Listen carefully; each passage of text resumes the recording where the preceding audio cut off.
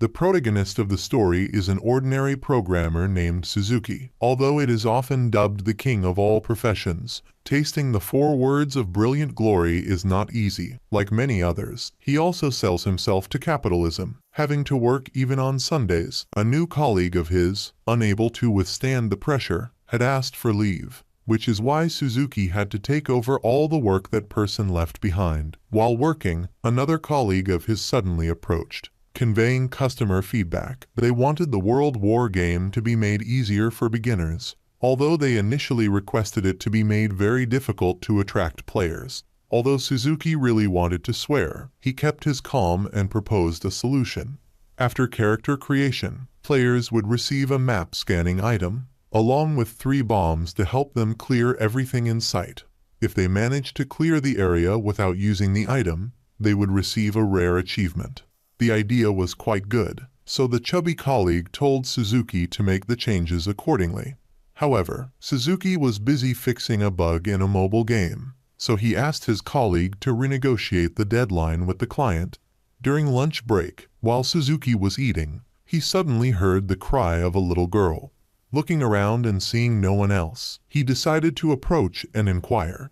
It turned out the girl was lost, so Suzuki intended to lead her to the police station. But before he could take her, the girl's mother suddenly appeared, and Suzuki was very pleased with this. However, what made him happier was that the girl's mother did not think he was a lolicon. When he returned to the company, Suzuki dove back into fixing the game bugs until evening. Meanwhile, his colleague decided to go home after having been at the company for 3 straight days, as otherwise, his wife would file for divorce.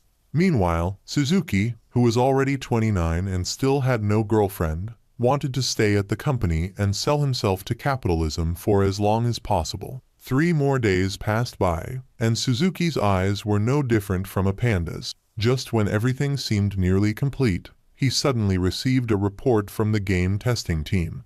It was that the game's storage that he was handling was experiencing a bug. And worse, it was a complicated item duplication bug that was difficult to fix. While struggling with that bug, Suzuki suddenly received an email from his chubby colleague, stating that the client wanted to remove the storage limit of another game. Although irritated by this, he had to swallow his frustration to complete the task assigned to him. Finally, after much effort, Suzuki managed to meet the deadline. So he decided to take a nap after staying awake for 30 hours of continuous work. Just as he fell asleep, Suzuki found himself in a completely unfamiliar place. It certainly wasn't Earth since his phone had no signal, and his appearance had reverted to how he looked during his high school days.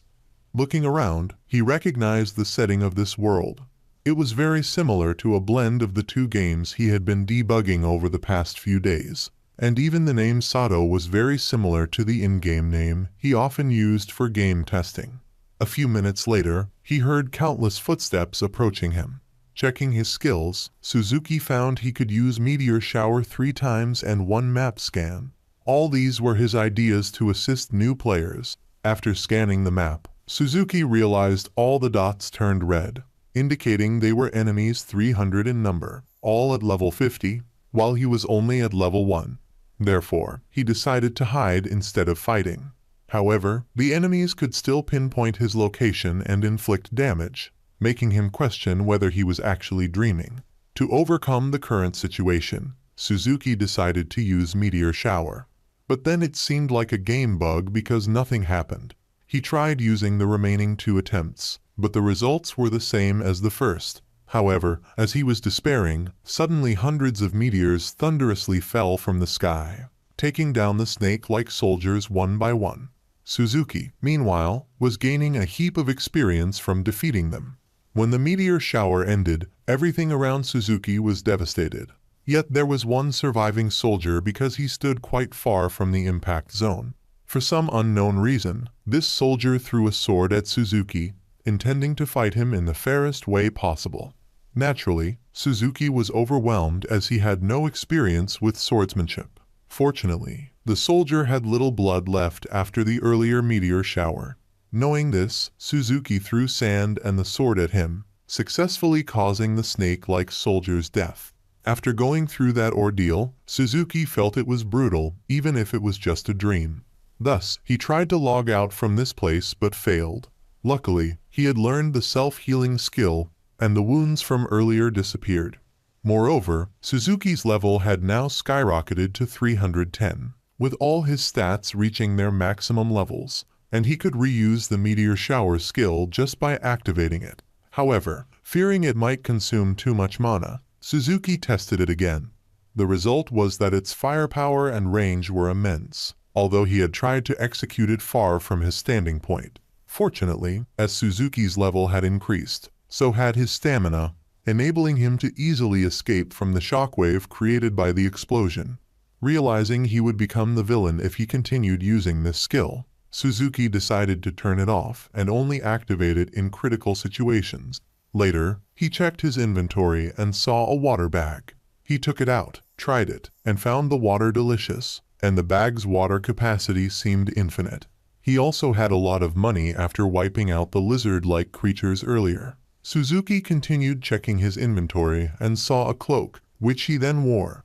By evening, he continued to upgrade his combat skills because he did not want to face a difficult situation like that afternoon ever again. Early the next morning, Suzuki decided to head to a location marked on the map as the Soldier's Fortress.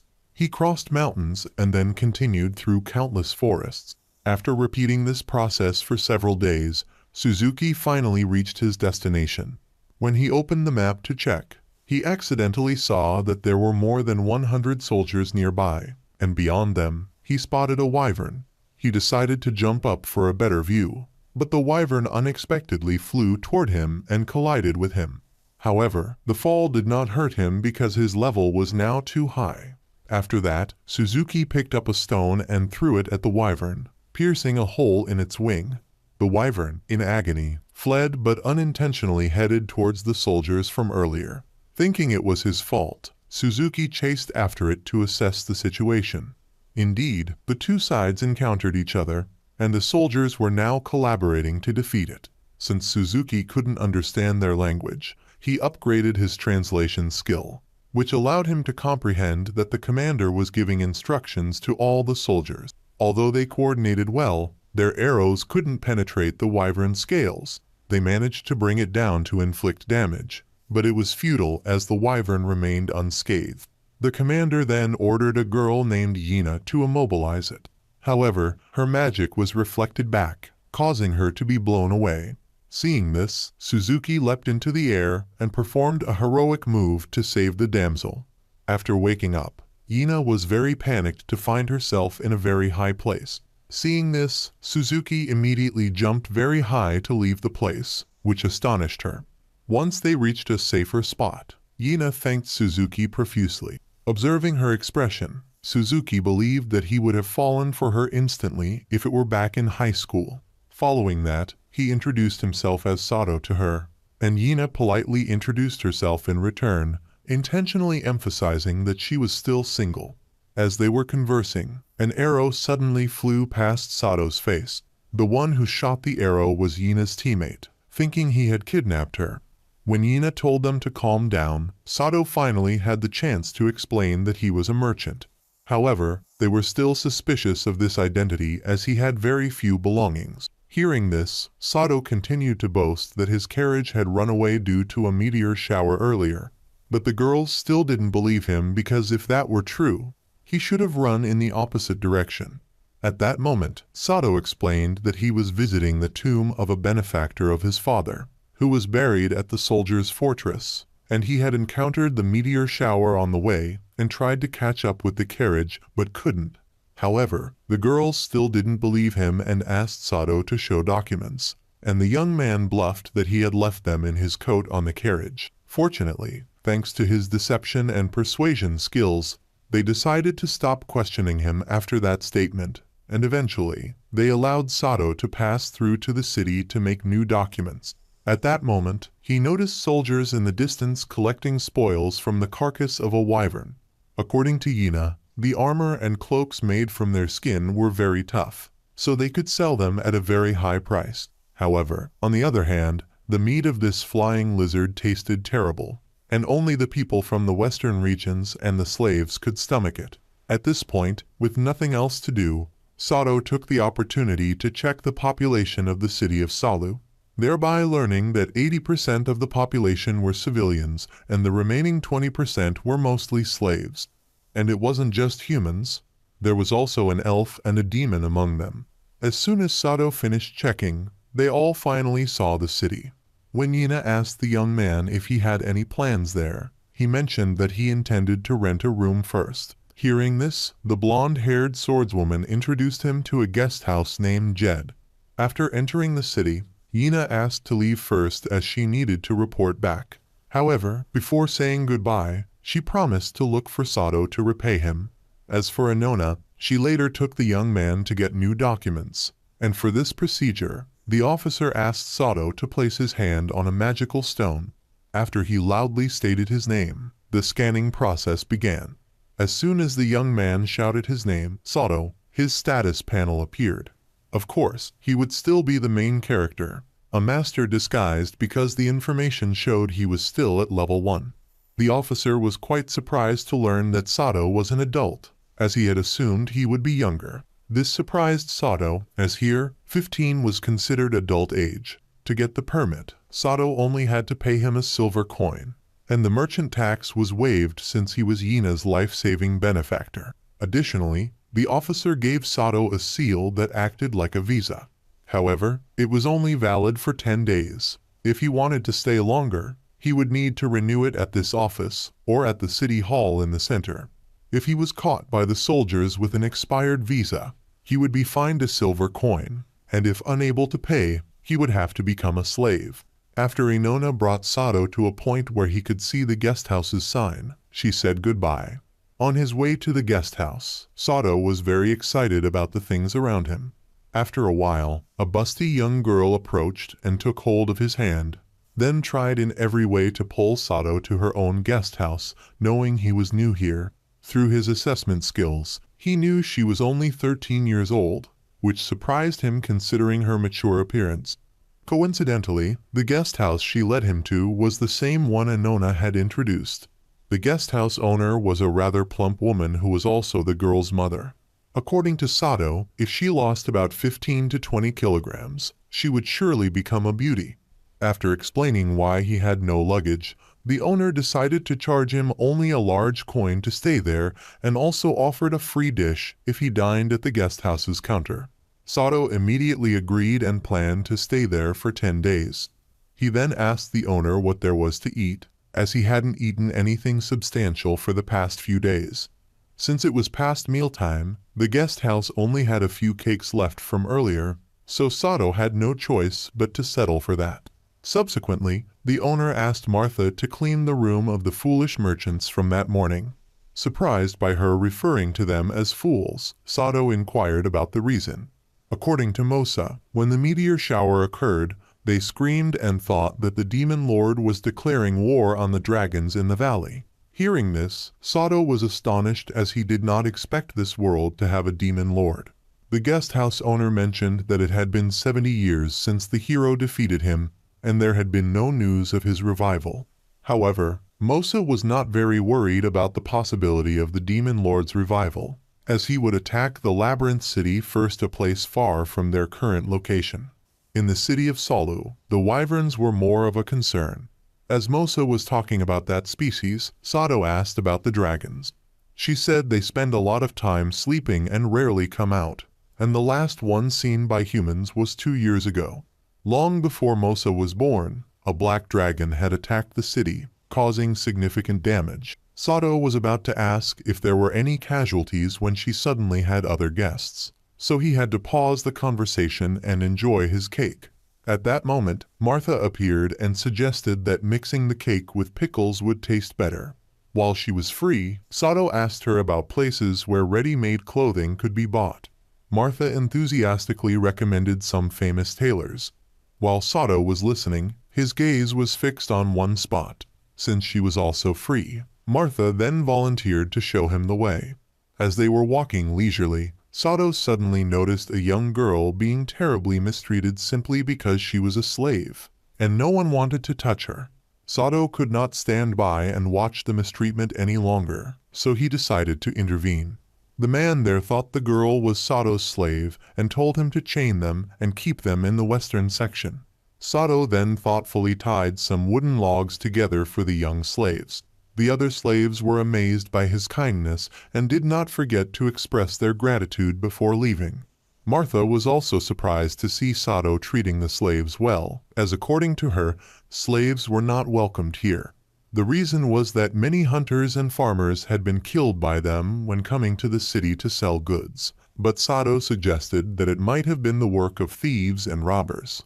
Afterward, Martha led Sato on a tour of many places in the city, and he even learned negotiation skills when visiting various stalls. To show his appreciation for Martha, Sato bought her a hair clip. As they continued their walk, they stopped at a stall selling dragon masks, which the locals wore during the harvest festival to pray for peace. Besides masks, the stall also sold black wigs of the hero, while other colors were for the hero's teammates or princesses. Eventually, Sato bought both items, unable to resist the invitation. While walking, Sato was drawn to a slave girl on a carriage. Despite being only 11 years old, she had reached level 10 and even had 2 titles, the Exiled Witch and the Mad Princess. When he returned, Sato met a girl named Yuni who was working part-time at the guest house. After greeting her, he asked if there was a bathhouse nearby, and Martha informed him that there was a public bath in the city, but commoners were not allowed to use it.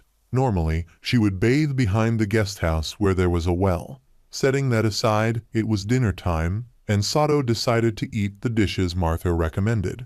Each dish was delicious, and he was so pleased that he ordered an additional combo because he couldn't resist the flavors.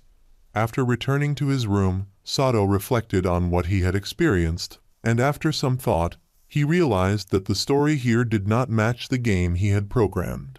It was too strange for just a dream. It seemed like a game, yet Sato couldn't log out or save his progress, prompting him to investigate further by venturing out on his own. His current plan was to explore various places in this world, with finding a way back home being a secondary goal.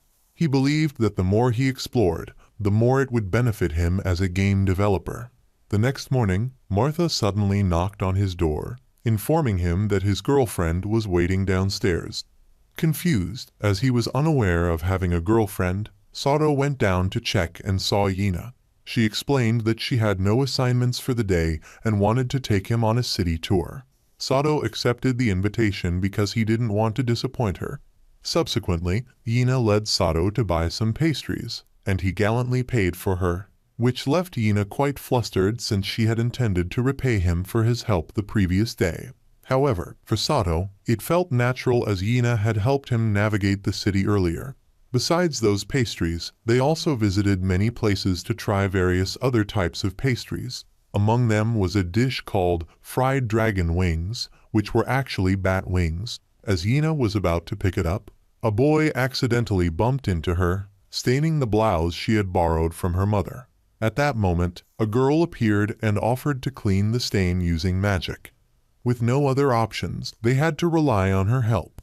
After entering an alley, the girl used water magic to remove the stain, not only cleaning Yina's blouse, but also inadvertently washing Sato's glasses. By the time Yina's blouse dried with the help of wind magic, Sato dared to look back. After leaving the alley, Sato asked Yina how she recited her spells, and upon hearing her, he thought it sounded like she was rapping.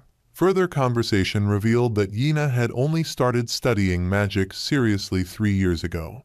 Although her parents had guided her towards becoming a magician from a very young age by having her read comic books about the history of magic.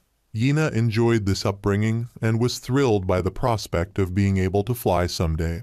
As for Sato, when asked why he studied magic, he replied that since his boarding house had no bathroom, he wanted to use magic instead of bathing outdoors. Yina burst out laughing upon hearing such a reason for the first time. By making her laugh, Sato earned himself the nickname of the Jester, and he also received praise as a gentleman for admiring her dream of flying. After walking around for a while, they stopped at a stall selling ointment that heals external wounds, and Sato decided to buy some for his landlady, who had been very helpful to him. After the purchase, Yina asked Sato if there was anywhere else he wanted to go, and he expressed his desire to go to the top. Therefore, Yina led him up onto the city walls to enjoy the breeze and view the cityscape from above. At that moment, Sato noticed a giant windmill in the distance. Yina explained that if wyverns attacked, it could serve as a power source. Seeing Sato's interest in it, Yina offered to take him there. On their way to the windmill, they decided to visit a temple first. Inside, they saw a painting depicting a battle between a hero and a demon king. Yina mentioned that the holy sword would emit a blue glow when held by the hero. Sato, curious, asked if it would glow if someone else held it. Yina explained that there might be exceptions if the person is recognized by the holy sword. Suddenly, a nun named Ona appeared and commented that being able to use the holy sword might not necessarily be a good thing. She mentioned that only heroes who respond to the call of the goddess Perun could oppose the demon king. After Ona's statement, she inquired if her friend Yina was dating Sato. This made Yina extremely embarrassed, and she struggled to explain in her flustered state. Wanting to hasten their journey to the windmill, they then hired a carriage. However, a rock on the road caused the wheel to stumble, making Yina fall onto Sato, which turned out to be a deliberate act by the uncle to foster closeness between them. Following this, Yina introduced Sato to the city's defense system. Each tower had a magic cannon with formidable destructive power, but one had been destroyed by a dragon 2 years earlier. Fortunately, it was only a small dragon, so the damage was minimal. Compared to 40 years ago, the outer city walls had been completely destroyed by a black dragon. At this point, Sato asked if the Demon King had been involved in that incident. According to Yina, it depended on the nature of those creatures, and the most frightening were demon kings who used their intellect to control demon tribes, as demons could only be harmed by magic and magical artifacts. Just then, they saw a large crowd gathered to listen to a priest ramble about the minions of the Demon King. After hearing the priest claim that the Ajin were remnants of demon tribes, he urged the crowd to punish them to earn merit for themselves. Unable to watch this injustice, Yina rushed forward to stop it. Meanwhile, using his appraisal skill, Sato discovered that the Ajin girls were not slaves to the priest, but belonged to a rat-like man sitting and observing from afar. Moreover, his accomplices were mingling in the crowd, inciting the people. So while protecting the Ajin girls, Sato discreetly took down each henchman one by one. At this moment, a priest from another temple appeared, defending Yina, which escalated the verbal confrontation between the two parties. While the mastermind was enjoying the drama he had created, Sato suddenly appeared, and before the man could react, Sato delivered a strong kick to his stomach. Sato then brought the mastermind before the crowd to expose his scheme. This man had loaned out slaves and tried to swindle money from the people by claiming ordinary stones were sacred. Just as the crowd was speculating if he was part of the demon tribe, it indeed turned out to be true. Sato then remembered detecting a demon tribe member in the city upon his arrival. Although all the citizens fled, the three Ajin were unable to move because if they acted without their master's command, their collars would strangle them. When their master was killed by the demon, they were no longer bound by this restriction. Seizing the opportunity, Sato immediately freed them from their control. As for the demon, he suddenly cast a dark magic spell, and when Yina led soldiers to assist Sato, they were inadvertently pulled into it with him. After regaining consciousness, Sato found himself in a cave with the three Ajin, and heard the one-eyed monster rambling about fear. He claimed he would create monsters to tear apart Sato's group, enjoying the fear this would instill in them. After the demon left, Sato introduced himself to the three girls, who, having no names, asked him to name them. Sato named the cat-like girl Tama, the dog-like girl Pachai, and the lizard-like girl Lisa.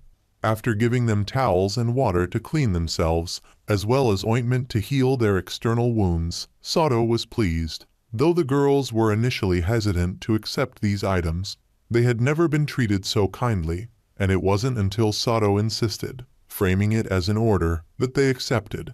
After cleaning up, they also enjoyed a hearty meal. Once the girls were well fed, Sato began to assess the situation.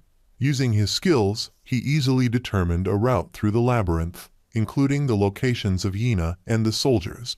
Oddly, he could not detect the one-eyed demon from earlier, which made him anxious about potential ambushes while moving. Seeing Sato preparing to move, the three girls expressed fear, stating they were willing to be used as bait if he agreed to lead them. Sato reassured them that he had no such intentions and was merely checking the path. He then gave Lisa a sword, reminding her to only engage in combat on his command. As they progressed, Pachai suddenly smelled blood, and when they approached, they saw a monster devouring a corpse. Lisa suggested they sneak past while the monster was distracted. However, Sato decided to use his gun to practice and improve his sniping skills, quickly elevating them to their maximum levels to efficiently take down the creature. The girls were amazed and curious about his weapon, which Sato explained was a magical weapon, instructing them to keep it secret. Using parts from the slain monster, Sato crafted a spear and was about to hand it to Lisa when he noticed her searching for the monster's core, a valuable item. Suggesting he keep it for its value, Lisa handed the sword she had been given to Tama. Subsequently, Sato used his gun to break the chains binding the girls, startling Tama and Pachai with the sudden noise. After apologizing to them, he urged everyone to follow him and exit the labyrinth. Although they had defeated quite a few monsters until now, the levels of the girls had not changed. At that moment, Sato thought of an idea and told Tama to collect stones. When they encountered a monster, he did not kill it but only wounded it, while instructing Tama to throw stones at it and Lisa to stab it with her spear. As soon as they completed these actions, Sato delivered the final blow to finish it off. Afterwards, he told Tama and Lisa to stay behind to collect the core of the monster, while he and Pachai went ahead to repeat what they had done before. However, the result was that the girl ran away in panic after throwing stones at it, and right after finishing it off, Sato followed her to where the other two were. Once calmed down, Pachai immediately apologized to Sato, but he was not angry about her running away. He was just afraid she might die if she continued to panic like that. After that, they repeated the strategy many times, and after a while, both Tama and Pachai reached level 5, while Lisa reached level 6. When Sato noticed that all three were exhausted, he told them to rest and distributed food to them so they could quickly regain their energy. Afterwards, the young man told them to rest comfortably, but Lisa refused, so Sato had to use a commanding tone to tell her to sleep while he would stay awake to watch over them. After resting, they continued on their way and defeated many more monsters. Along the way, they discovered an old house and entered it to gather necessary supplies. Not long after, the three girls were able to defeat a monster on their own. From that victory, they enjoyed a delicious meal of grilled frogs. After eating their fill, the three girls went to bathe together, and after bathing, they continued to sleep to recover their strength. When they resumed their journey, they suddenly encountered a level 10 slime. Seeing this, Sato tried to use a fireball to defeat it but failed. At that moment, Lisa suggested a way to defeat the slime by aiming for its core. Following that, Tama noticed that the wall behind the slime was very strange, and when Sato checked, he discovered that there was a passage behind the wall. After he finished checking, suddenly a level 40 wolf appeared and immediately pounced on Sato, who was closest to it. Sato quickly utilized a trap behind the wall, causing it to fall down. As they continued on their way, they saw 3 spider cocoons with living beings inside. Sato then instructed the girls to help the people trapped inside. The first person was a nobleman who promised to reward Sato for saving him. The second person was a slave trader, and the third person was none other than the young man who had previously scolded Pachai. He did not want the girl to touch him, so he asked her to hand him the knife. Seeing this, Sato told Pachai to step back and ignore the young man. The nobleman, annoyed by his yelling, threatened to roast him right there without waiting for the spider monster to return. After moving on a bit, the 2 young girls suddenly heard fighting sounds ahead. Therefore, Sato immediately instructed the 3 girls to stay close behind him, while he directed them to assist those fighting. However, the young man, Samaru, did not follow Sato's instructions, but instead tried to prove himself. As a result, not only did he fail to defeat a low-level demon like a slime, but he was also humiliatingly rescued by the two girls. Thanks to Sato's group's support, the soldiers were also able to regain control of the situation. Not seeing Yina, Sato went to find her and found her being restrained, so he freed her and received a warm hug in return. The romantic moment was short-lived as Ona interrupted, emphasizing the need to prioritize defeating the demons, and when asked by the witch, Sato replied that he knew their weaknesses through Lisa. Yina was deeply saddened to hear the man she liked mention another girl. After all the demons were defeated, Ona treated everyone's injuries. Yina also recovered her spirits upon learning that Lisa was the beast girl she had met in the square. While waiting for the soldiers to break through the iron gate, Tama again noticed something strange about the wall, which also had a passage behind it, connected to the spot where Sato had pushed the wolf down earlier. Right at that moment, the soldiers suddenly panicked upon discovering a treasure chest. However, instead of money or valuables, the chest contained a one-eyed demon. To defeat it, the nobleman asked the soldiers to buy him time to cast a spell. Hearing this, the demon used stone magic to break their defenses and then used sound waves to induce hallucinations in all the soldiers. Those affected saw their comrades as enemies, and Sato had no choice but to knock them unconscious. By then, the nobleman had finished casting his spell and was attempting to destroy the demon. However, it was ineffective as the demon was resistant to magic. Observing the situation, Sato realized he was the only one still able to fight. However, at that moment, the wolf from earlier found him looking for trouble. And seeing this, Sato thought of an idea and let it push him down into the passage. Once in a secluded spot, Sato took out a holy sword from his inventory, which allowed him to easily defeat the wolf without much effort. Because the holy sword did not recognize him, Sato sustained damage from using it. As a result, he had to sheathe the sword and wait until it accepted him. Meanwhile, Yina and the soldiers were still having a lot of trouble with the demon. At that moment, Sato appeared in a different guise thanks to a wig and mask bought at the market. With his help, the magicians found an opening to inflict damage on the demon. The three beast girls woke up and, although they could not see Sato, they could smell him. Not wanting to be discovered, the young man hurriedly finished off the enemy. Realizing he was losing, the demon created a summoning circle. Sato tried to stop him, but the demon anticipated this and managed to hold him back, buying enough time to summon his master. According to the demon, his master was part of the Devil King. Following that, the high-level demon decided to reward the one-eyed demon by merging with him through absorption. After absorbing his subordinate, the demon's strength increased. Left with no other choice, Sato continued to use the holy sword. Seeing the familiar sword, the demon mistook Sato for a hero and continuously hardened its body to make it as durable as possible. As a result, Sato immediately faced difficulties as he could not utilize the holy sword effectively. He intended to use meteor rain but realized the space was too cramped. Not only was Sato fighting, but everyone was trying to support him. Although they weren't causing much damage, their magic was still effective. Seeing this, Sato remembered Yina's words and subsequently maximized his fireball skill, setting aside the sword and taking out a staff to cast the upgraded magic. Sato was astonished to see the demon suffering significant damage from the spell, which the onlookers mistook for high-level magic when it was just a basic spell. At that moment, Sato recalled a truth of this world. Only a hero could fully utilize the power of a holy sword. Although Sato had the holy sword, he did not have the hero's title, but he did have a similar title, that of a god slayer. So, when he combined his efforts with a divine sword from his inventory, he successfully defeated the demon while it was still confused about what had just happened. Upon returning to the ground and seeing Sato, the three beast girls were very pleased. However, their mood soured when Sato responded to a soldier's inquiry, indicating that the three were not exactly his slaves. Moving past that, a man then told Sato that someone needed to meet him. When Sato told the beast girls to come along, they immediately cheered up.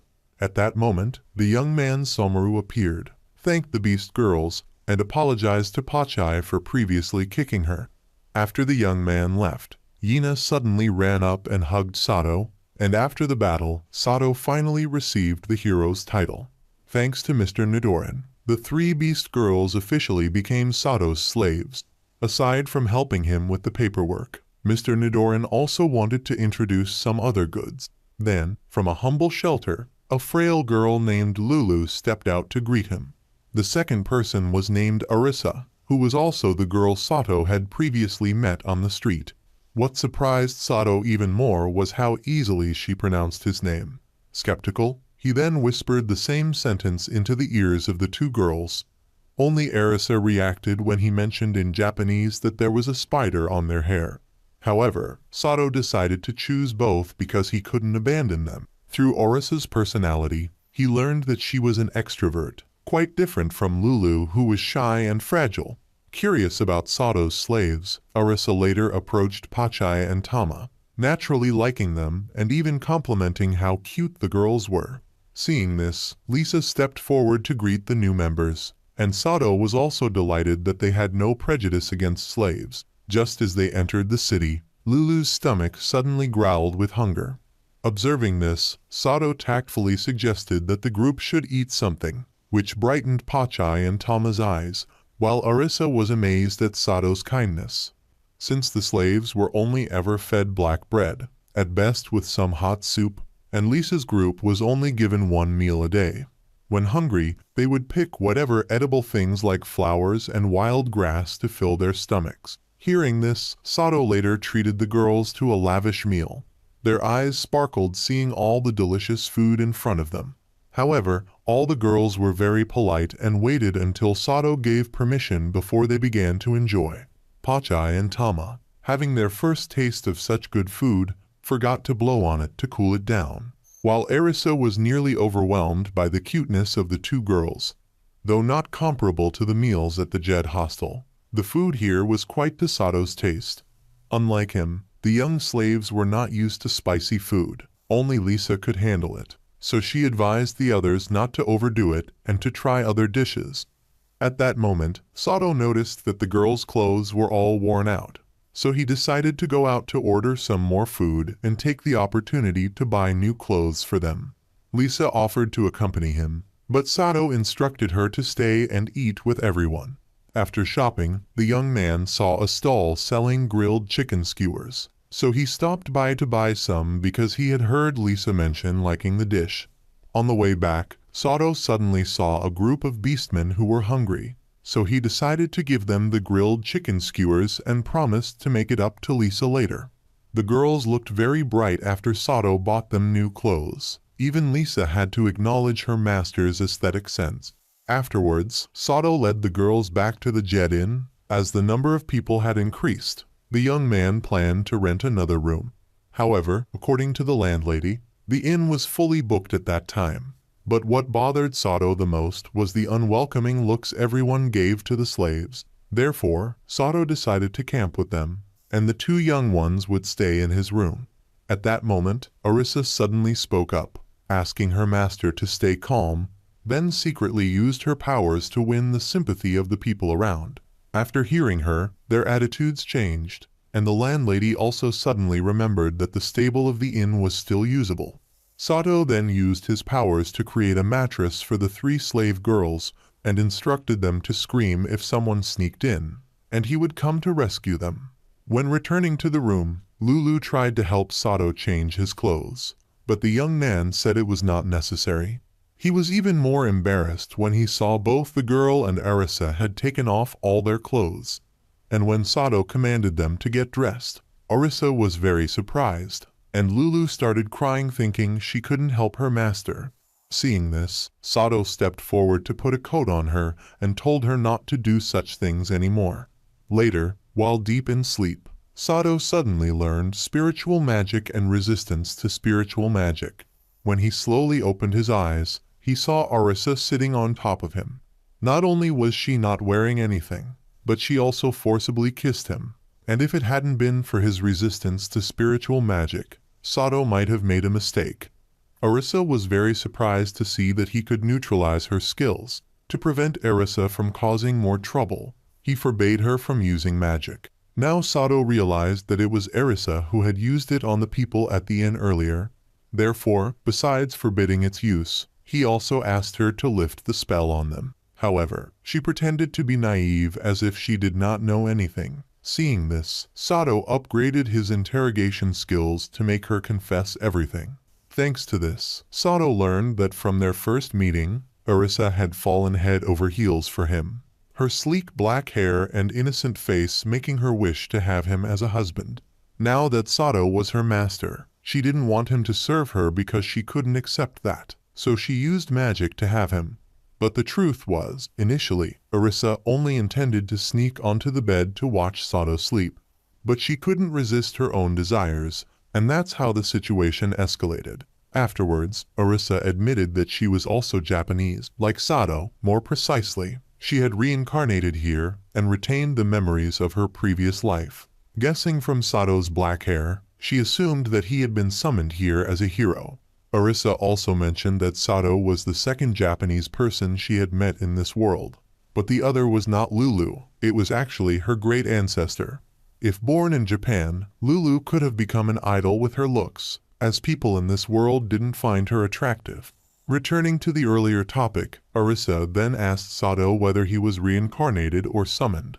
According to her, reincarnation implied those who had died in another world and were reborn here, while summoning meant being forcibly brought to this world through magic. However, Sato didn't fit either scenario. Not only did he not meet any gods, but he also saw no summoning circle, and his level was just a plain round number, with no buffs at all. But on reflection, Sato thought his meteor shower skill was quite unbalanced. Putting that aside, Sato then asked why Arisa had become a slave, but the author had hidden this part, so it would be revealed later. The next morning, Martha brought Yina to Sato's room to call him, and both were immediately shocked when they heard Lulu talking in her sleep, saying things that could be misunderstood. Moreover, they saw the young man sleeping with a naked girl. Therefore, Yina screamed, calling Sato a pervert, and then ran outside. At that moment, Arisa advised her master that it would be best to chase after her. Hearing this, Sato quickly changed his clothes and jumped out of the window to catch up with Yina, then grabbed her hand and explained everything to her, assuring her it was all a misunderstanding. At that moment, Sato explained that he did not buy slaves for such purposes, and the reason Arisa was on the bed was because she had sneaked up there after he had fallen asleep. Afterwards, Sato also skillfully used sweet words to compliment Yina's outfit, and mentioned that he knew a great fashion store and wanted to take her there. Following this, Arisa had to commend Sato for managing to calm the situation in less than 5 minutes. Hearing this, Sato flicked her on the forehead because she was the cause of all the trouble. After asking her to call everyone together, Sato recalled the story from last night. According to Arisa, she had once been a princess and tried to use her knowledge from a previous life to make the kingdom prosper. Initially, everything went smoothly, but as time went on, things started to fall apart. Amidst this, when her country was weakened, a neighboring kingdom invaded, publicly executed the king and the crown prince, and the survivors lost their status and became slaves. However, one day, unexpectedly, a demon appeared, destroyed the castle and the capital. As chaos ensued, Arisa and Lulu fled to the mountains, thinking they were safe, but they were surprisingly discovered by a slave trader. Back in reality, the girls had gathered, except Lulu, who felt unwell. Sato then gave Arisa a bag of money and told her to buy essential items for everyone. The beastmen would also accompany her to protect her from pickpockets and kidnappers, and as a precaution, Sato allowed Arisa to use magic. Seeing the girls getting along well, Sato felt reassured and believed that they did not deserve to be treated as slaves. When Yina and Sato were alone, Yina asked if Sato had any plans for the day. The young man replied that he intended to look for accommodation for their companions. Wanting to be near the person she liked, Yina suggested that she would like to accompany him. Following this, the two visited an office to meet a broker named Natty. Knowing Sato's desire to live with their companions, Natty suggested the Western District. which was not very expensive due to the high crime rate there. However, Sato was interested in places that cost about 1 gold coin each. So upon hearing this, Natty proposed several suitable options. The first apartment looked decent, but its former owner had been assassinated by a criminal. The second was opposite a brothel, and the third had a criminal gang's hideout underneath it. Unable to find a place that satisfied Sato, Natty mentioned she would return to her office to see if there were any other suitable places. While waiting, Sato asked Yina if she wanted to go somewhere, and upon hearing this, Natty suggested they should visit the new flea market that had opened the day before, whispering to Yina that it was a great spot for a dating couple. However, halfway there, they encountered a group of their companions who had finished shopping and were storing some items back at their accommodation. In their new outfits, the girls looked very cute, and Arisa even changed her hair color to avoid purple, which she heard was a bad omen here. Later, Sato had to lead everyone to the flea market, apologizing to Yina for making decisions without consulting her, but she said it was fine. To make it up to Yina, Sato bought her a pair of earrings. At this moment, Arisa intervened, saying she also wanted to buy something, so Sato promised to buy each of them a gift of their choice. Afterward, the group went to an outdoor stage to enjoy a play. It was a romantic genre, which wasn't to the liking of the youngsters. Even Lisa was more focused on observing the skewers around the stage. The play Sato was watching was based on a true story about an ordinary sorcerer named Jen. He and Princess Latina had a very romantic relationship. The princess's fiancé, out of jealousy, had Jen's family killed, and even cunningly threatened to have his servant kill Jen as well. Overwhelmed by grief, the princess committed suicide to be with the one she loved. Everyone thought the story had ended, but suddenly, there was a twist. The bodies of Jen thrown into the abyss revived and transformed into an undead. He killed all the henchmen of the wicked Earl. However, just as he was about to execute the Earl himself, a holy knight appeared and killed Jen. Following this, the Earl's personality changed dramatically, and he was redeemed to become a good person. On his way to the restroom, Sato found a handkerchief. When he went to return it, the owner asked him what he thought about the play they had just seen. According to her, the original script had Jen being killed after he had avenged himself on the Earl, but it was changed due to nobility's objections. She also mentioned that in the real story, the female lead was a commoner happily in love with a young man, only to be kidnapped by the Earl and forced into marriage. After bidding farewell to the handkerchief's owner, Sato returned to regroup with everyone. He realized that Yina and Arisa were the only ones who had seriously watched the play, while their feelings about it differed, not empathizing with Princess Latina's plight. Arisa thought the princess should have taken up the sword and sought revenge on the Earl. Hearing this, Yina countered, arguing that the princess was the cause of everything, having broken the engagement that both families had established. Arisa, unwilling to concede, used Yina as an example, asking her if she would choose the person her family chose or the one she loved. Yina was momentarily stunned, unsure how to answer as she was torn between love and duty. Seeing Yina's discomfort, Sato intervened and asked Arisa to apologize to her. To change the atmosphere, he suggested that their servants go buy some skewers to eat, with him footing the bill. Later, while strolling through the streets, they unexpectedly ran into the group led by Anona. They had just been in a fight with the Ant Fangs and were badly bruised and battered. According to them, they had seen a group of rat knights crossing the border earlier, which they believed had attracted the Ant Fangs to attack them. After Yina had treated the injuries of the 3 teammates, the group suddenly heard a scream. It turned out to be from Junie, who had seen Tama's group capturing a giant ant. At that moment, Sato checked the surroundings for any remaining threats and saw a swarm approaching the city. He quickly instructed the girls to prepare for a confrontation. Although the enemy was numerous, they were only level 3, and thus, the army could easily handle them without his help. In fact, many couldn't even breach the simple protective barriers in place. Since Lulu lacked combat ability, Sato had Arisa take her to a safe place. Pachai and Tama were assigned to protect the inn, while Sato and Lisa headed to the front line to fight alongside the army. As expected, the ants were no match for Yina and her team, and with the added support from Sato and Lisa, only a few managed to penetrate the defenses. However, those that did were quickly eliminated by Pachai and Tama's group. Using tracking, Sato noticed that some ants had made it into Natty's office, so he left Lisa to handle the situation there while he went to the brokerage office. Upon arrival, Sato used a warhammer to exterminate the ants inside. But Natty was unable to come upstairs because the stairs were still covered in the ants' acidic residue.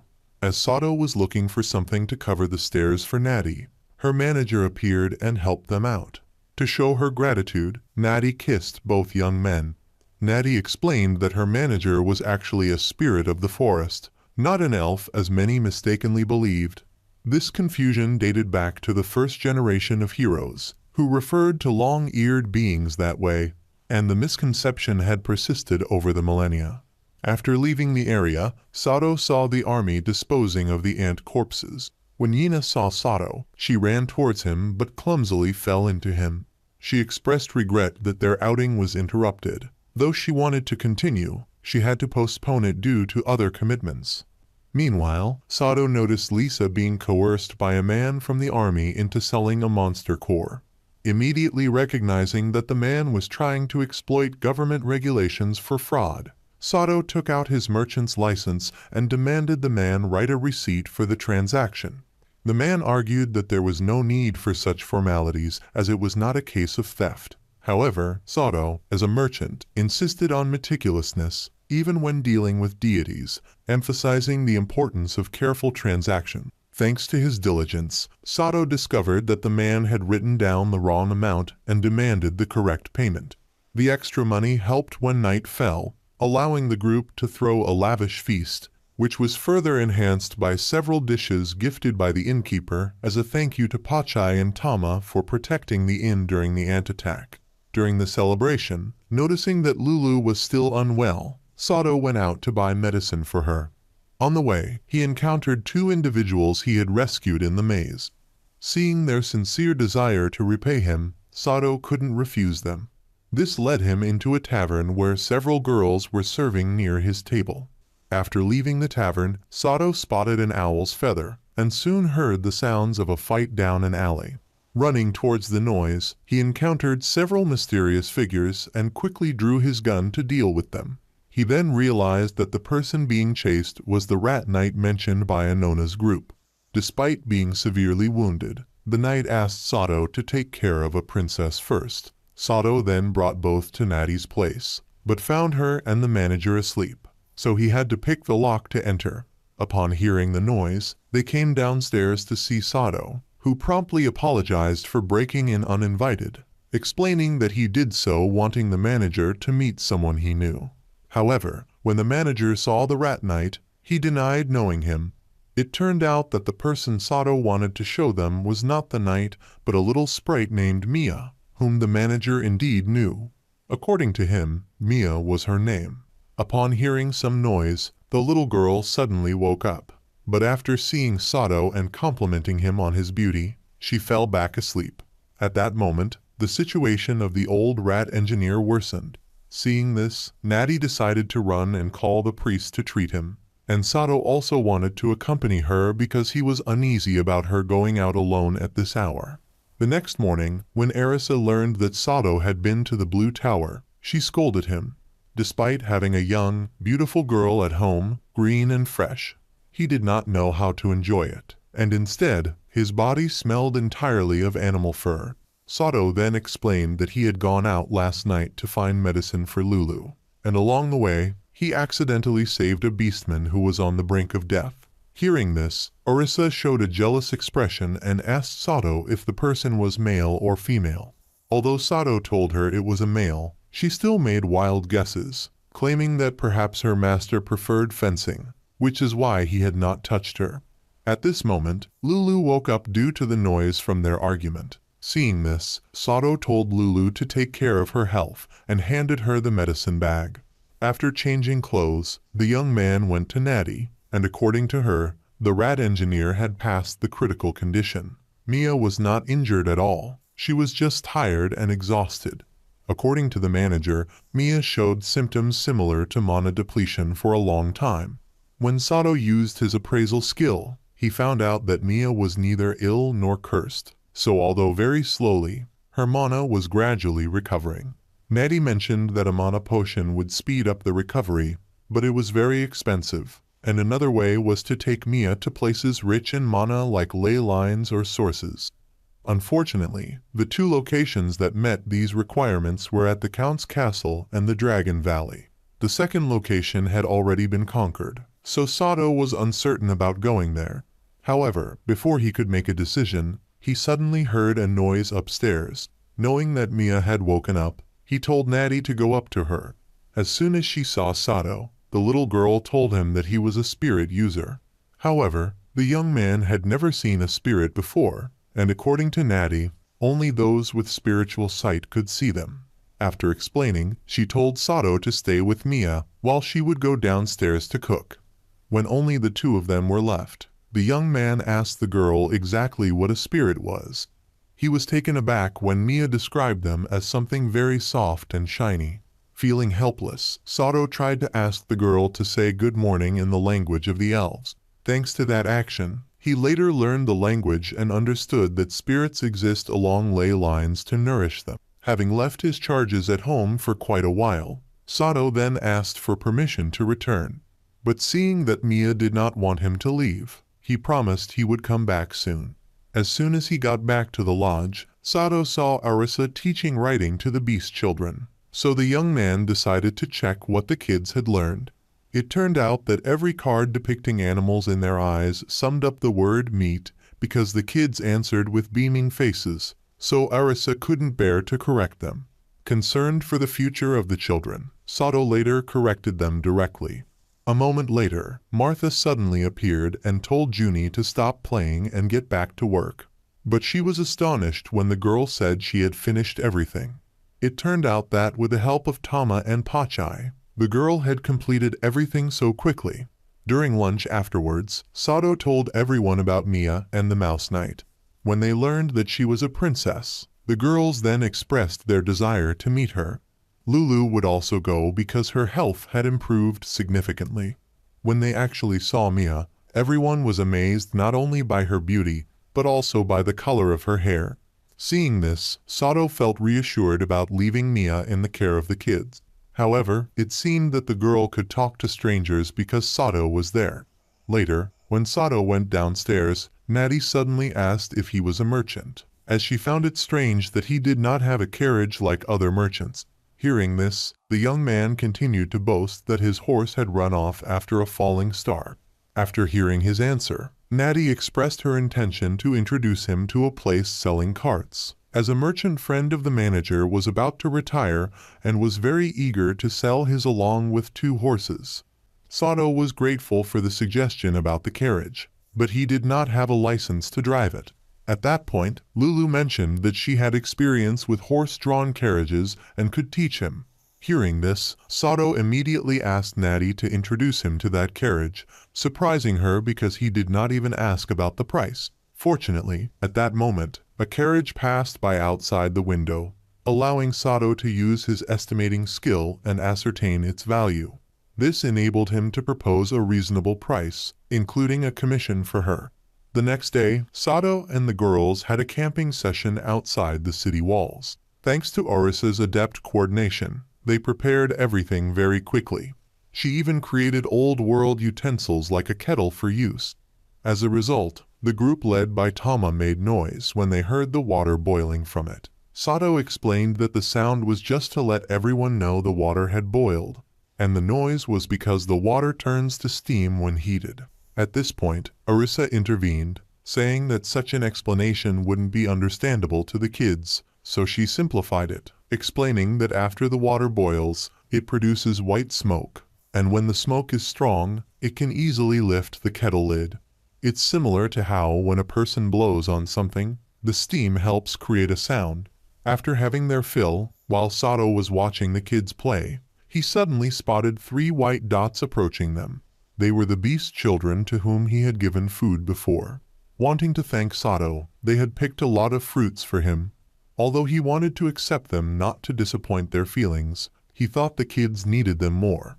So, he took out a bunch of meat and offered it back to the kids, saying that his group couldn't finish it and wanted all three to take it. The next day, Natty handed over the carriage to Sato, and at that moment, Arisa suggested that the young man use it to take Mia back home. Hearing this, Sato immediately agreed, but said he needed to discuss it with the manager. While waiting for him to return, Sato took the opportunity to ask Lulu to teach him how to drive the carriage. After interacting with Lulu, he found her quite open, especially when he spoke about Arisa, Lulu's sister, which made her talk very comfortably. Through their conversation, Sato realized that Arisa had not revealed to her sister that she possessed memories of a past life. With Lulu's guidance, Sato managed to unlock the skill of driving a carriage, which he quickly leveled up to the maximum after just a few practice rounds. While on the road for quite some time, Lulu became tired. Suddenly, Sato felt a strange presence ahead, and looking up at a tree branch, he spotted a black owl cat staring intently at him before it flew and perched on the passing carriage. After returning to the brokerage office, Sato saw that the children were also there. Thanks to a mana potion brought by the manager, Mia was now able to go outside. To celebrate the princess's recovery, Arisa suggested that Sato throw a party. Naturally, he immediately agreed as he didn't want to disappoint the kids. After asking Lisa and Lulu to shop for party supplies, Sato once again saw the black owl cat observing them. When he entered Natty's house, she informed him that Mr. Rat had awakened. Upon meeting his benefactor, Mr. Rat thanked him and introduced himself as Mai, recounting everything that had happened with Mia. According to him, Mia had been kidnapped by a witch and imprisoned in a place called Grotto. After escaping, Mia encountered Mai's group, who then tried to bring her to the manager in this city, even attributing the attack by flying ants on the city to the same witch. Sato sensed that the manager, Yuya, was the only one who knew the reason but seemed reluctant to disclose it, so he decided not to press further. Just then, Sato heard the girls screaming from downstairs. He and the manager ran down to find out that they were scared by the thunder. At that moment, Tama spotted the black owl cat inside the building, and then, mysteriously, a man in a black cloak appeared from within the creature. Subsequently, he used mind magic to control everyone, but it had no effect on Arisa because she also possessed that type of magic. Sato also managed to counteract it thanks to awakening his skills after being enchanted by Arisa. When the young man used his appraisal ability, he saw that the opponent's name was Jen, which made him think of the protagonist in the play. Seeing him attempting to take Mia away, Sato intervened and introduced himself. Although he introduced himself as a merchant, Jen insisted that he was a descendant of a hero. Jen did not intend to harm anyone. He only wanted Sato to hand over the young girl Mia, which Sato immediately refused since she was an important friend of his. After stating his refusal, the young man quickly attacked first to gain an advantage, but it was unsuccessful, and he was even controlled by Jen using shadows. Seeing her master in such a state, Arisa cast a magic attack on him. Being compared to a lowly undead, the wizard also retaliated, but Sato stopped him. The manager Yuya also helped, allowing Sato an opportunity to escape from Jen's shadow whip.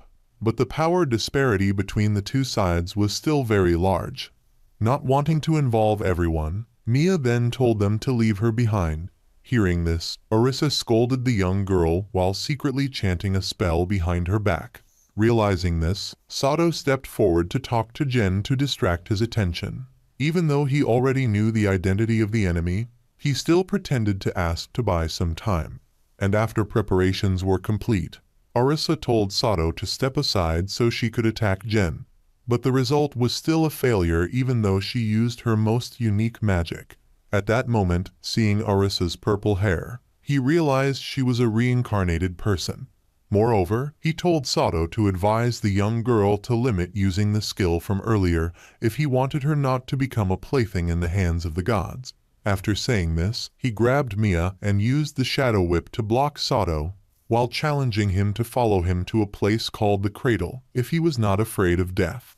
At that time, Lisa's group also arrived and Sato told the two to take care of the others, while he would pursue the enemy and promised to safely return with Mia. After stepping through the gate, Sato saw that he was surrounded by an indeterminate space.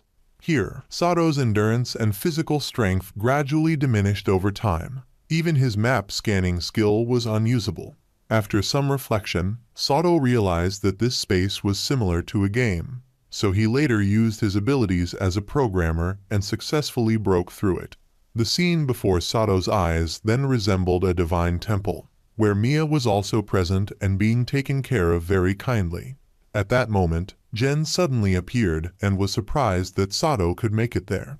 He accused Sato of cheating because only those who conquer the cradle could reach this room.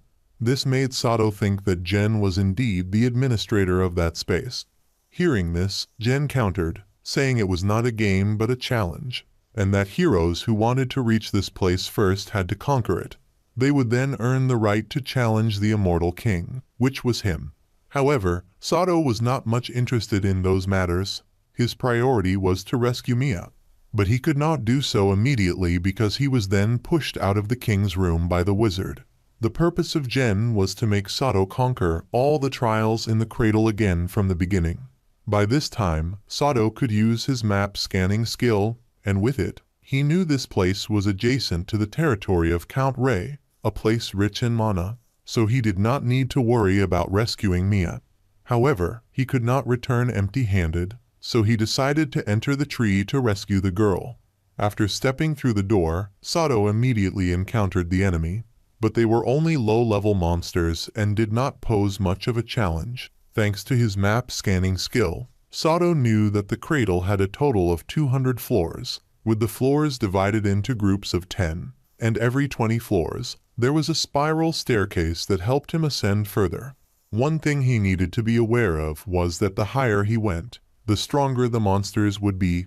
Continuing on, Sato noticed someone sleeping behind a pile of leaves, and when that person revealed themselves, he realized the opponent was a dryad. Sato thought that if he could defeat her, he would be able to move up to the next floor. But since she was out of mana at the time, she postponed their encounter. However, after observing for a while, the dryad noted that Sato was quite handsome. Therefore, she then asked him to become hers, also mentioning that she was hungry and wanted Sato to give her something to eat. He intended to offer dried beef, but the dryad refused because what she needed was mana. With no other choice, he allowed her to draw mana through a kiss.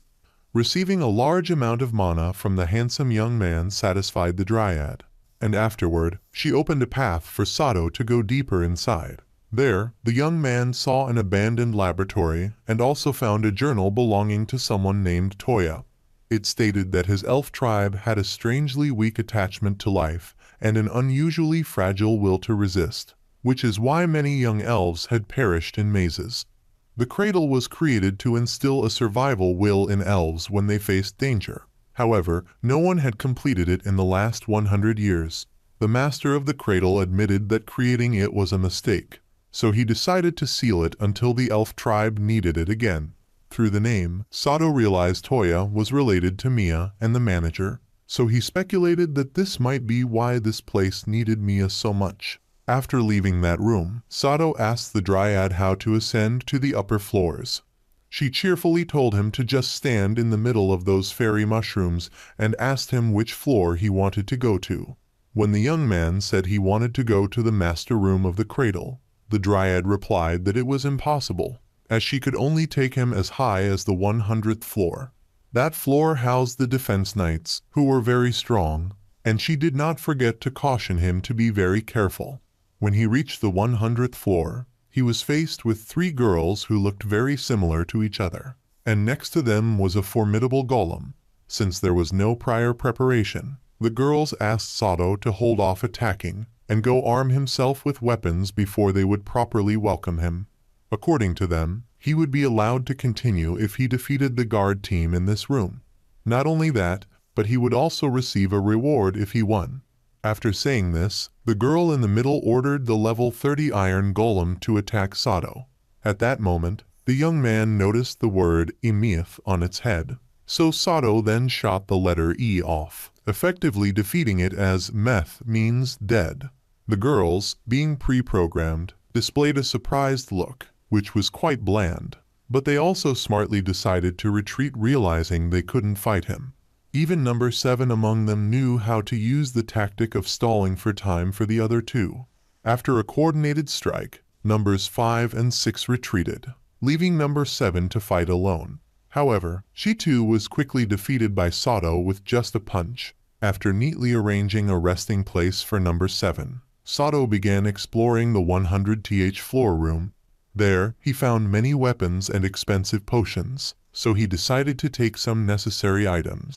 As he continued on his way, he saw the dryad from this floor had withered. Thinking she had died, Sato watered her to help her rest. However, just then, she suddenly woke up, grabbed the water bag to drink, and then asked Sato to let her draw mana like her counterpart from the lower floor. After receiving a large amount of mana, she revitalized and explained that all dryads are interconnected, which is how she knew about the situation on the lower floor. Sato then asked her how high she could take him. At this point, the dryad lost connection with the upper floors, so she could only take Sato up to floor 180. When they got there, Sato found out that some bugs had severed the vines connecting the floors. As he finished speaking, those bugs suddenly appeared. Although there were quite a few of them, they still couldn't pose a challenge to him. Jen was very surprised by how quickly Sato could conquer the cradle.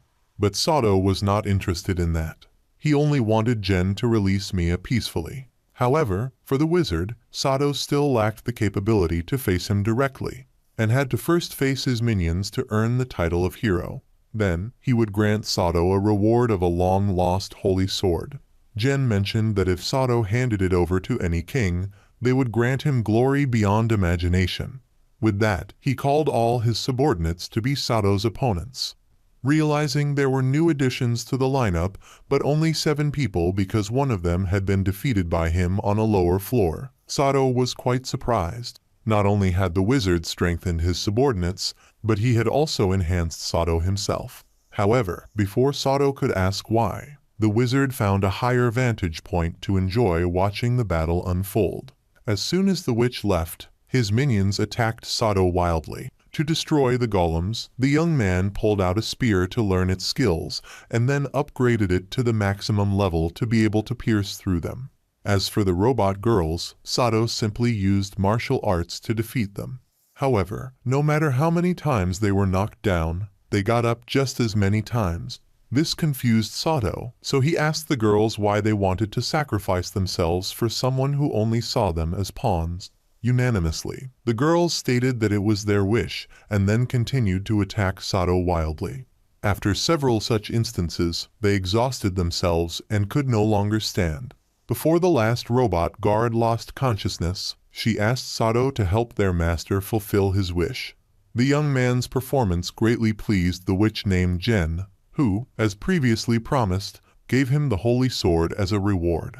Afterwards, Sato inquired about the true wish of the witch, and the answer was that he wanted to find a hero who could end his life. In his previous life, he had died at the hands of brutal injustice, so the Lord reincarnated him as a newborn child. Born to respectable parents and meeting kind-hearted friends, he thought his new life would end well. However, one day unexpectedly, a nobleman kidnapped his wife and executed him along with his family based on false accusations. Thanks to a divine grace, he was revived. To avenge the nobleman, he turned his sacrificed family members into undead, and having completed his revenge, he sought a way to die to reunite with his wife and family. Yet, the Lord's blessing did not allow this. As a result, he became an immortal king of darkness, and now that the hero he had been waiting for had appeared, he asked Sato to liberate him before he turned into a demon lord. With no reason to refuse, Sato fulfilled his wish, using the holy sword in his hand. Before dissipating, the Dark King sincerely thanked Sato, even unable to hide his joy about reuniting with his wife. As Jen completely vanished, Sato suddenly heard strange voices saying that although he had won this time, things would be different when they met again. Just as the voices disappeared, The system suddenly announced that the cradle had activated its self-destruction process. Hearing this, Sato rushed to where Mia was to wake her up and asked if she knew how to stop the self-destruction process. But Mia was clueless, so Sato had to figure it out on his own, which led him to realize that Jen had no intention of harming Mia and had set up an escape route for her. He then gathered the robot guards around her and told Mia to go ahead because he needed to save another person. After Mia safely left the cradle, Sato jumped directly down to level 180, then used a hole created during a fight with some creatures to continue down to level 100. After finding number 7, he quickly took her to Gerard to ask her to help them escape the tree. However, to do that, Gerard needed some seeds and energy. Thanks to the fruit given by the Beastman children, the first condition was easily met. But Gerard warned him that the second condition would cost 3 times more energy than before. Sato immediately agreed since his mana had fully recovered. Hearing this, Gerard proceeded to absorb energy and connected with a tree outside the cradle, successfully helping Sato's group escape quickly. She also advised him to run because the cradle, after collapsing, was turning into a sea of salt. At that moment, Sato told Gerard she should also leave, but she refused, stating that as long as the forest lived, she could still exist. Afterwards, Sato learned all the skills that could help him run fast and navigate the terrain. However, that still wasn't enough to get him out of this situation. Running further, he saw a lake and remembered the principle of a kettle when water is boiled, so he then used fireballs to make the water splash up, creating walls. This significantly slowed down the wave of salt, giving Sato enough time to move away from the affected area and reach a safe place. As dawn broke, Yuya's group and Sato's slaves were overjoyed to see him. Even someone as strong as Lisa couldn't hold back her tears, overwhelmed with emotion. Upon seeing Arisa, Sato remembered Jen's warning that he must restrain her from using the power bestowed by the Lord, lest she meet the same fate as him. After Sato's group had their reunion, Yuya and Mia approached him. Mia was delighted that he had kept his promise to return safely, and to express her gratitude, the elf princess then gave Sato a kiss. Subsequently, the robot guards woke up, and the girls were very grateful to Sato for helping their master fulfill his wish. To repay this kindness, they vowed to remain loyal to him from that point on. However, before joining Sato on his journeys, they needed to take Jen's ring to his wife's grave. Not all 8 would go. They decided to leave one with Sato. After playing rock, paper, scissors to decide, number 7 was chosen to stay, and Sato named her Nana for ease of reference. After everything concluded, the Night Mouse and the 7 robot guards bid farewell to the group to continue on their path. Upon returning to the city, Sato explained that his disappearance was due to being captured by a mysterious soul summoner, and thanks to the help of 6 swordsmen, he was able to return safely. Yina also ran to meet Sato because she had been very worried during his absence. Seeing her distress, Sato soothed her with gentle words and presented her with a pair of earrings he had bought at the flea market previously as a gift. Then, Sato informed Yina about his plans to leave for the elf village. Her shock was palpable, as she thought he would not return, but she calmed down upon hearing his firm promise to return with a simple snap of his fingers. The next morning, Sato's group decided to head to the elf village, of course not forgetting to bid farewell to those who had helped them in the city over time. Shortly after leaving the city gates, Sato saw Yina chasing after them on horseback, and subsequently, they had a private conversation in the forest. Yina expressed that she couldn't join Sato at the moment, but come spring, her brother would come of age and take over as the head of the family. At that time, Yina would be free, and she hoped that Sato would then allow her to accompany him. Seeing Sato's sad expression after parting with Yina, Arisa comforted him, reminding him that he still had her and the other girls by his side. Thanks to her encouraging words, Sato's spirits were lifted somewhat, helping him realize that he should appreciate what he currently had. After traveling a considerable distance, everyone stopped to have lunch. The food prepared by Lulu, Lisa, and Nana was so delicious that Sato complimented them. At this time, when he noticed Mia being picky about her food, the young man reminded her, But according to Arisa, it turns out that the elves cannot eat meat. After a satisfying meal, Lisa prepared some snacks for the road. Seeing this, Arisa stepped forward and mentioned that she would store it in the item box. She explained that each time an item is stored or retrieved, it consumes a significant amount of mana, unlike Sato's storage, which does not require any trade-offs. Although this was the case, the young man still did not fully understand what his storage could do. However, having adapted to life in the other world, Sato mentioned that he could figure that out later. After everyone had rested, Sato decided it was time to move on. But first, he assigned tasks to everyone to prepare the luggage. Seeing Mia in much better condition after her kidnapping by Jen made him very happy. At that moment, Arisa approached Sato to ask if he could fix the straw mattress because sitting on it made her uncomfortable as the straw kept poking out. Hearing this, Sato told her to bring all the mattresses so he could repair them all. He even used red earth material similar to goatskin for the covers, which amazed Arisa. She jokingly said that he probably wanted to ensure their buttocks stayed comfortable for future enjoyment. Following this, the girls were impressed with Sato's sewing skills, but it was all for naught as he had forgotten to tie the end of the thread.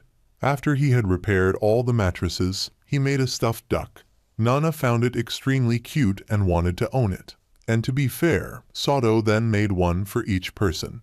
Afterwards, they continued their journey, stopping again to rest when everyone was exhausted. When Lisa mentioned it was time to move on, Sato decided to stay a bit longer. To let Pachai and Tama have some fun, he sent them to explore the interesting rocks nearby, and Arisa decided to join the little ones.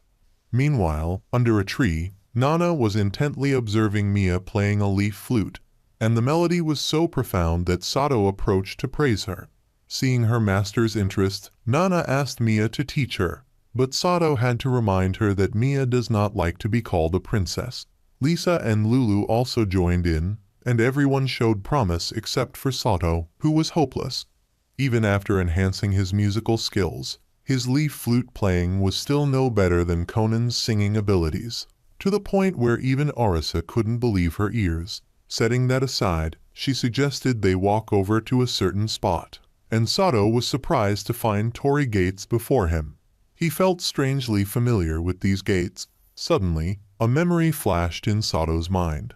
A girl from that memory said they would be together forever, regardless of the world or era, and he would always be Akiro. Sato then recalled that the temple in his memory was behind his grandfather's house, but he wasn't sure if the girl was the same one he knew. She had mentioned that the lifespans of humans and gods were different, so divine intervention was needed for them to be together. Sato snapped out of his reverie at the call of Arisa and checked his status to find no signs of a mental attack. He then remembered that he had created a game based on the setting of that temple, but couldn't recall having that conversation in real life, leading him to think it might be from a game or something similar. Upon further inspection, Sato realized it was a travel gate, but it was broken and of no use. Seeing Sato return, Pachai excitedly ran up to show off her spoils. As for Lulu, wanting to learn how to butcher meat, she had gone with Lisa for instruction. Seeing Pachai covered in dirt and mud from rabbit hunting, Sato asked Mia if she knew any water magic similar to the light washing of life magic. Just as Mia answered that she did not know such magic, Tama also returned. Seeing the fire arrow wolf that Pachai had captured, which appeared quite adorable, Arisa immediately asked to hold it. However, since it was a type of monster, Sato cautioned her to be careful. Unfortunately, due to not holding it tightly, Arisa let it escape, which greatly saddened Tama. Arisa apologized, and Tama said it was okay. Seeing Tama still distressed, Sato consoled her, reassuring that as long as she was safe, there would be other opportunities. Meanwhile, Pachai's stomach growled due to the excessive activity from hunting. Hearing this, Arisa brought out food from the item box for them to enjoy, and despite it not being hot, the children savored it. After eating, the group continued their journey. During a moment of downtime, Sato checked the storage and found a book on illusion techniques that had automatically transferred into his inventory after he defeated Jen. Through this book, Sato realized that magic in this world worked compatibly with programming languages, as if the founder of magic here was a programmer. Thanks to this, Sato understood that life magic was complex, as it was fundamentally different from other magics. Instead of imitating, he examined the necessary techniques for life magic and copied existing parts of water techniques into the algorithm to create a new magic. While engrossed in his research, Sato suddenly realized his hand was squeezing something soft. He moved the research window aside and discovered it was Nana's chest. Arisa and Mia then accused him of being improper, although it was Nana who had pressed it into his hand. Suddenly, Sato noticed several white dots appearing on the map, which were identified as mouse people. Remembering the words of Elder Mouse Mai, who had set out to find his lost comrades who were protecting Mia, Sato then instructed Lisa's group to stop the cart. He approached the driver of another horse cart to negotiate the release of the mouse people. Upon being reunited with Princess Mia, they ran to embrace her and thanked Sato for rescuing both her and them. However, due to urgent matters, the knights excused themselves to leave. That afternoon, wanting to replenish their food supplies, Sato and Tama went hunting for deer together.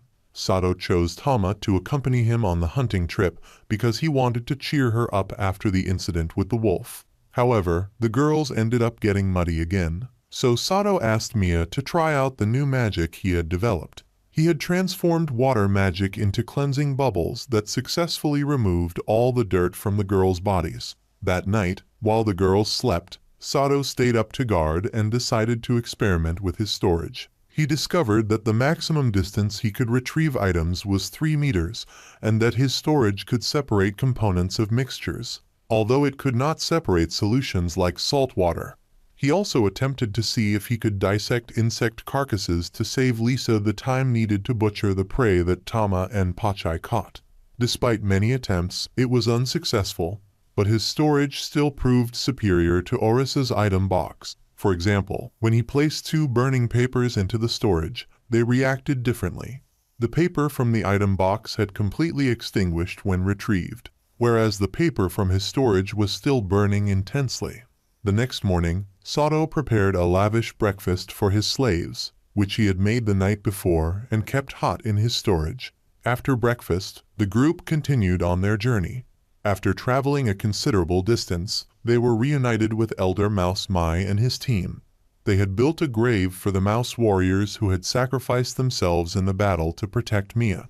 Seeing this, Mia walked over to the grave and sang a prayer song, hoping to bring peace to the brave souls who had fallen.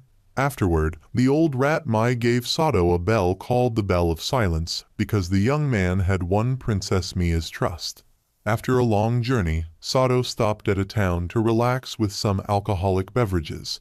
He not only generously tipped the waitress, but also covered the entire bill to have them stop arguing and instead enjoy the liquor and delicious food. When Sato was about to leave, the waitress suddenly led him upstairs. It turned out that the tavern was also part of a love hotel, so she wanted to offer Sato her special service. Knowing this, Mia and Arisa accused him of infidelity the next morning. Unsure how to explain, the group suddenly saw a man bullying a couple. Sato was puzzled by the man's staring until Lisa explained that he was the one who had forced them to sell the monster core. Sato then approached the couple to give them a healing potion, which helped the husband heal a broken leg. Seeing this, Arisa asked if it was okay since they might need it later. Considering her point, Sato took the opportunity to learn alchemy during their rest. With the recipe at hand, he quickly learned how to make a potion. But if it wasn't stored in a special bottle, the potion would degrade. Checking the sample potion, Sato realized it had a special magical ring at the bottom. As he was running low on ingredients, he decided to visit the nearest town the next day. That evening, Sato tirelessly created a magical item, and noticing Arisa's curiosity, he let her try it. Initially, she was excited until she realized it only made mana circulate aimlessly, which disappointed her. When it was Sato's turn to try, the magical item overloaded with mana and exploded, startling all the girls awake, thinking an enemy was attacking, while Sato earned the title of the embodiment of destruction. The next morning, they stopped in a town called Loki. Here, Sato and Lisa asked for directions to an alchemy shop. Just as they reached the shop, a man stepped out and confronted Sato for blocking the way. He intended to use force, but upon taking a closer look at Sato's face, he quickly called his subordinates and left. After entering the shop and meeting the owner, Sato inquired about purchasing potion-making ingredients. Due to the current scarcity of monster cores, their price was set at 1 silver coin per bottle. Coincidentally, Sato's storage contained many monster cores, but since trading them without a license was illegal, he planned to deal with that later. Sato then asked for items like stabilizers and magic scrolls. Although there were plenty of these items, to own them, he needed to trade in at least a level 3 core. The last thing he wanted to buy was a potion bottle. However, the owner told him that the old man Sato had encountered outside had bought them all. This man also had an appropriation permit with the city's main town seal, so the shop owner couldn't refuse him. Instead, she suggested Sato visit a pottery shop. So after leaving the alchemy shop, Sato told Lisa to go ahead and prepare dinner while he visited various pottery stores to inquire about potion bottles, but all were sold out. As dusk fell, Sato disguised himself to trade monster cores for goods at the alchemy shop. Despite the illegality, the owner was conscientious about her profession and did not sell dangerous magic scrolls to strangers. Thus, Sato could only acquire basic magic scrolls like shields or sigils. Afterwards, he learned skills from the scrolls and used them to explore dark areas that his map could not scan. Venturing a bit into the forest, Sato suddenly realized he had just passed a barrier. Using his appraisal skill, he learned it caused disorientation to those who crossed it. At that moment, the dark area on Sato's map revealed itself, and he also saw several white dots approaching him. As Sato was trespassing, it was natural for the witches not to accept him. He intended to leave, but it was too late because the forest's defense team was already there. The leader of the ironclad team was a very young girl, and at that moment, Sato was both fighting and apologizing for inadvertently entering the forest. Realizing her magic was ineffective, the girl called for her master. As she finished speaking, a gigantic bird swooped down and landed on her. From the back of the bird, an old witch appeared and then knelt down to introduce herself as the guardian witch of the forest's mana source. She did not forget to apologize to Sato for her apprentice's rudeness toward him. During their conversation, Sato learned that she had mistaken him for a messenger of Boneman because of the bell he wore. So he explained that he was merely escorting an elf from that clan. At this point, the witch's apprentice, Ini, also arrived and bowed to apologize to Sato. Seeing this, Sato told her to raise her head because he also bore some responsibility in the misunderstanding. Afterward, the witch and her apprentice began making healing potions to maintain their covenant, and through the old lady, Sato learned that they had a covenant with Count Kuhano. They were required to provide him with 300 potions twice a year in exchange for the Count preventing criminals and hunters from entering the forest. After noticing Sato's interest in potion making, the old witch happily taught him a special recipe, in return for his help with a task. Later, she created a path of light to guide Sato out of the forest. It was then revealed that the task she needed Sato's help with was delivering a letter to a giant living in the forest. The next morning in the tavern, Sato overheard a conversation between two men discussing that it seemed the witches were able to provide all the required potions for this period, and it appeared that they were unhappy about it.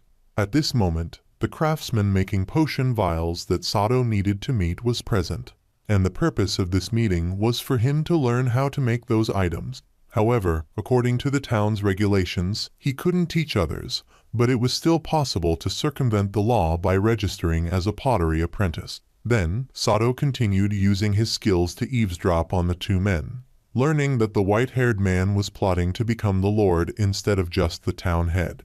Just then, Arisa along with two other girls suddenly appeared, calling him to return as it was past their bedtime.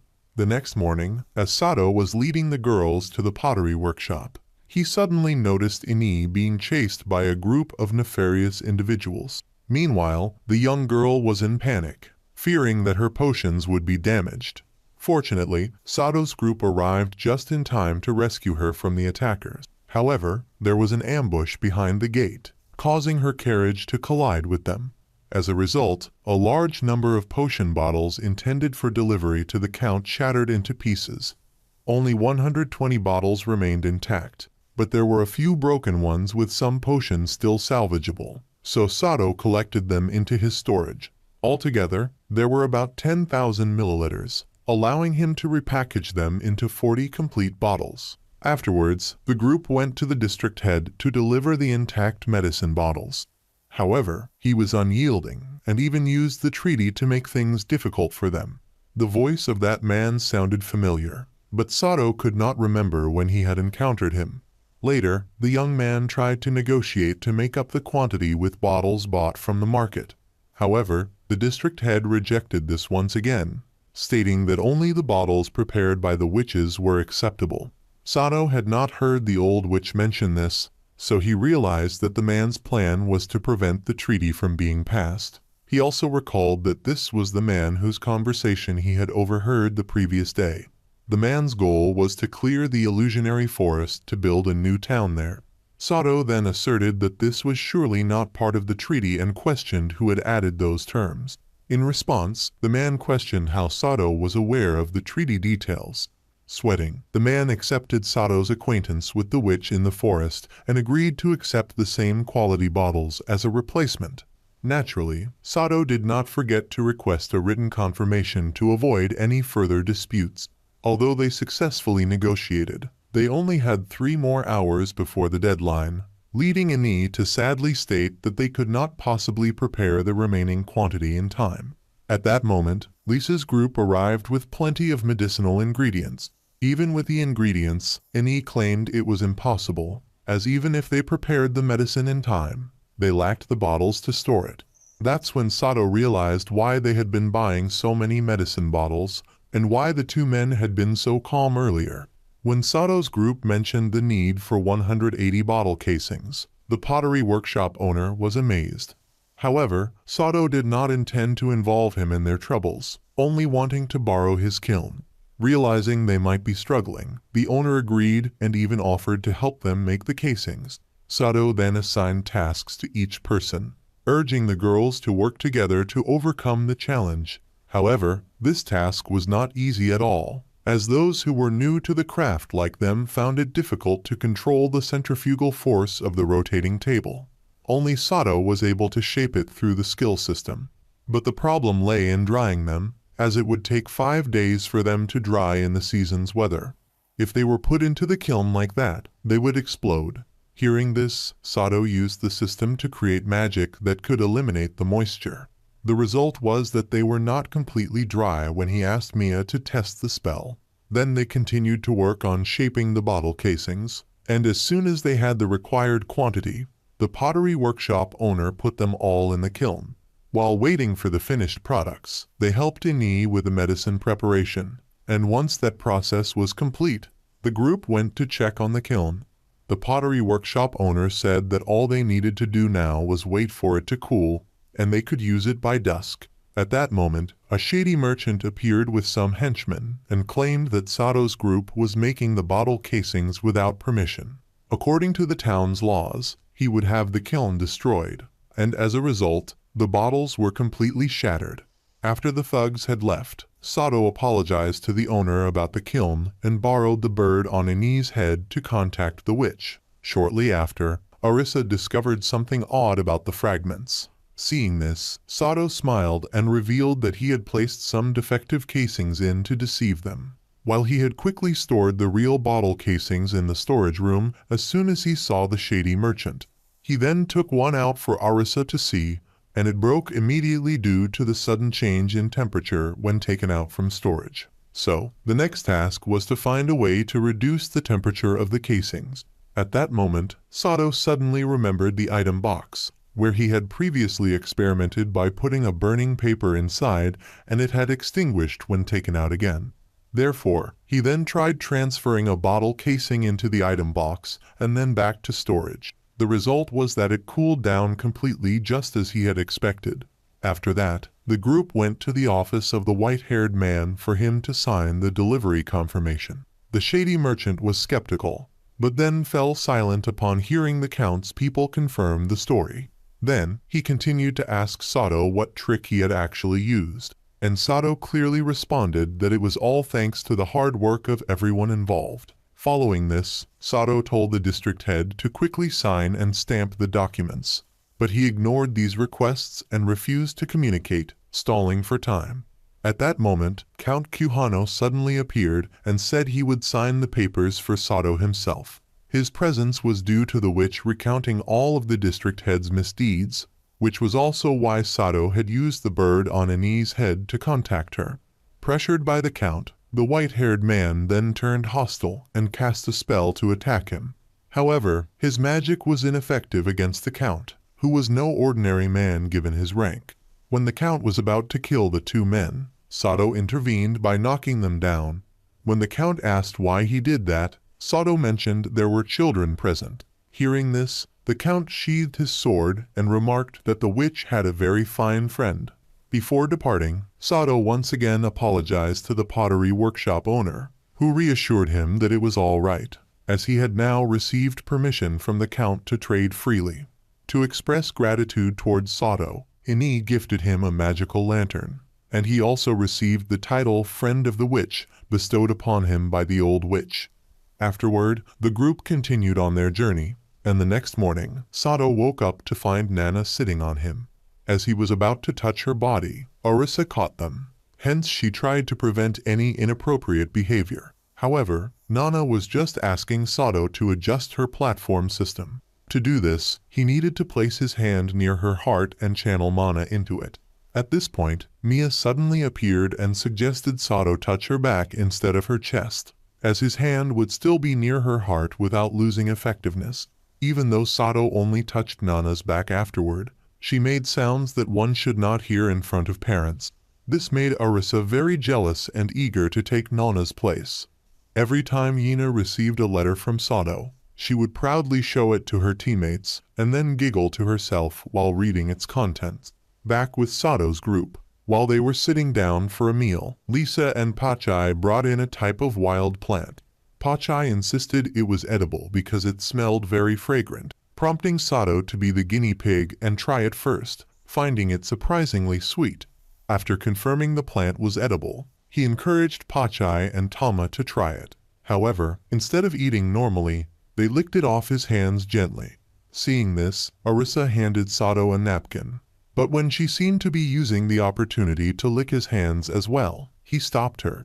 That night, Pachai asked Sato to read a story for everyone to listen to, but he had only gone through a part of it when 3 of the girls could no longer resist falling asleep, leading him to pause the story, and everyone went up to the vehicle to rest.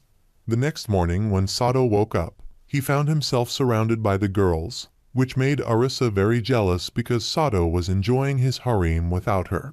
Afterwards, the group woke up to have breakfast and then continued their journey by getting back on their vehicle.